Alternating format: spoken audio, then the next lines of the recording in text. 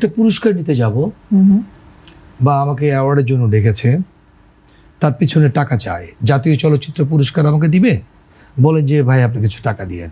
জাতীয় চলচ্চিত্র পুরস্কার? হ্যাঁ, 100%। আপনাকে আমি বলি, আমি এটা তো মানে আমার কাছে বহুবার প্রস্তাব এসছে তখন, দ্যাট টাইম, ওই সময় আমি বলছি।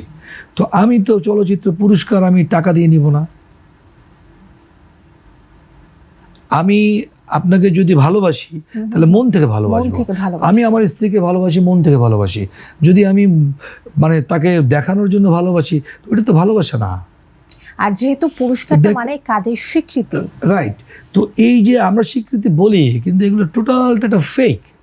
পুরো এই যত পুরস্কার দেখবেন ম্যাক্সিমামটা ফেক। মানে বলতে চাচ্ছেন যে যত অ্যাওয়ার্ড অনুষ্ঠান আছে সবকিছু মিথ্যে নাটক। ফেক, হ্যাঁ, মিথ্যে নাটক।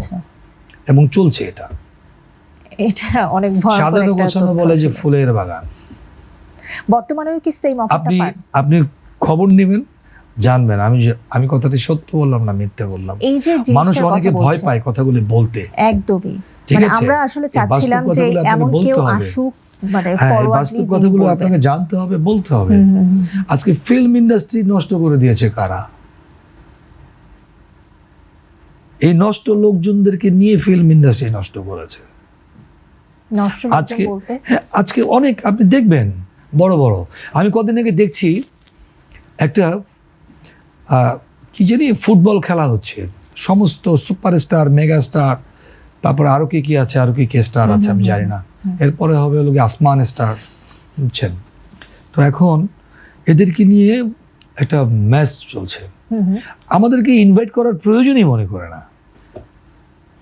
তো আমি যে দেখলাম, যে আমি না এটা দেখলাম মোবাইলের ভিতরে, আসলে দেখা দরকার, তো এত গুণী গুণী সুপারস্টার কোত্থেকে আসলো?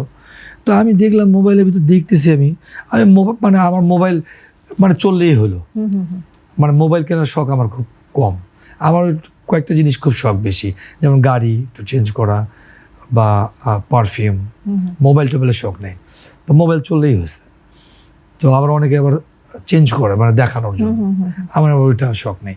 তো যাই হোক, আমি মোবাইলের মধ্যে আমি দেখছি যে এটা কারা।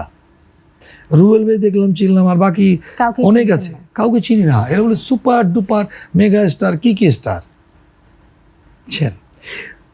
মানে কত নিচে নেমে গেছি আমরা, আপনি চিন্তাই করতে পারবেন, ইউ ক্যান ইমাজিন ইট। যে এটা আমার কাছে মনে হয় যে মানুষের কাছে ধিক্কার দেওয়া উচিত।